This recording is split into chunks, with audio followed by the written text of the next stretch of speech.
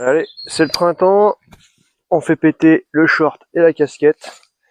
Petit unboxing de la V3 Pro reçue ce matin.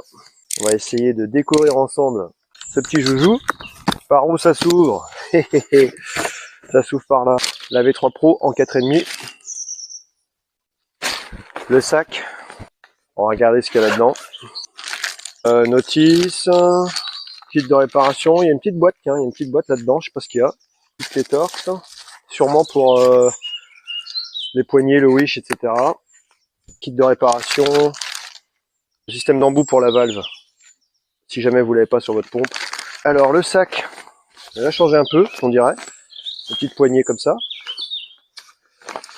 Système de portage, là pour mettre la pompe. Et surtout ce que je vois, on peut l'agrandir. Voilà le sac. Et ouais, tac. Comme ça, vous allez pouvoir mettre votre voile avec le wish. Donc je fais 1m70. Genre ça fait 1m50 ou un truc comme ça quoi. Ça c'est sympa ça, c'est cool. Bon, alors, on va se déballer cette petite V3 Pro 4,5. Ça sent bon le neuf. Elle semble super légère. Alors, elle est livrée sans poignée. Ici, vous allez pouvoir mettre poignée rigide, poignée souple ou wishbone. Bon voilà, avant de gonfler la voile, je vais monter les poignées, je trouve ça plus pratique. Alors moi, j'ai choisi de mettre des poignées carbone. Donc, full carbone, elles sont hyper légères. Donc, poignée avant différente de la poignée arrière, parce que c'est la poignée pistolet. Donc c'est hyper simple, hein. Voilà. Vous avez juste à mettre ça comme ça et à visser avec les vis qui sont fournies. Alors je précise qu'on peut monter un wishbone indépendamment ou bien des poignées souples. En termes de préhension, c'est quand même pas mal. Et on peut mixer poignée avant rigide, poignée arrière souple ou le contraire. Souvent ce qui se fait, c'est poignée avant rigide, poignée arrière souple. Plus de contrôle dans les rafales comme ça. Avec la petite clé torx fournie avec la voile cette année. Allez voilà, à peine 2 minutes. Poignée montée. Alors j'en profite pour faire rapidement un petit tour là. Donc le renfort sur l'arrière, hein, comme d'habitude. Donc tissu DP85 aramide. Des renforts sur les côtés. La petite poignée de Freefly avec la mousse néoprène ici. Ici la valve de gonflage. Donc sous son cache néoprène. Hop, ici quart de tour. On veut gonfler pin en haut, dégonfler pin en bas en tournant quart de tour.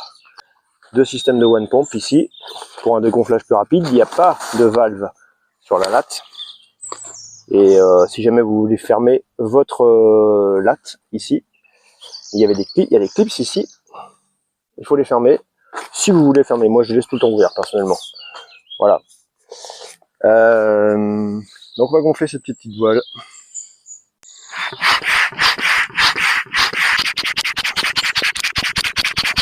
Moi je la trouve vraiment super sobre déjà. Niveau coloris, ça paraît vraiment hyper léger. C'est une plume. C'est vraiment une plume la voile. Je vous la montre comme ça. De l'autre côté,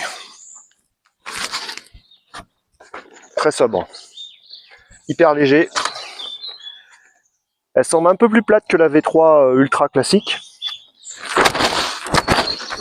Pumping, ça a l'air bien efficace, bien léger. Ah, il n'y a plus qu'à essayer ça demain. Je vais vous faire une petite présentation vite fait, une fois gonflé, les petits détails en plus supplémentaires par rapport à la V3 classique. Voilà, petit tour d'horizon vite fait. Petit renfort comme on disait tout à l'heure. Et là, les découpes sur la chute. Toujours les petites lattes souples là. Voilà. Et petit renfort ici. Découpe là. Sûrement pour rigidifier la chute. Voilà, beau produit. Vraiment hâte de tester ça.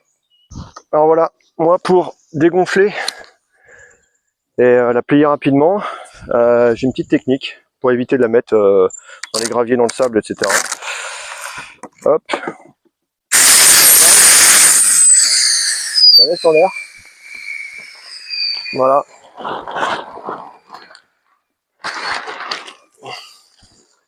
Et ensuite je la plie sur l'envers. Ça permet d'avoir les poignées par-dessus. Ah, je remets les bords ensemble dans la majeure quand je peux. Voilà. Tac. Et là, je replie comme ça. Voilà, chacun sa technique, mais bon. Moi, je trouve que c'est assez efficace. Et c'est rapide à dégonfler. Voilà, hop.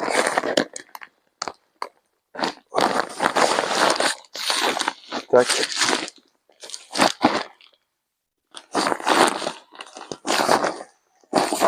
Voilà.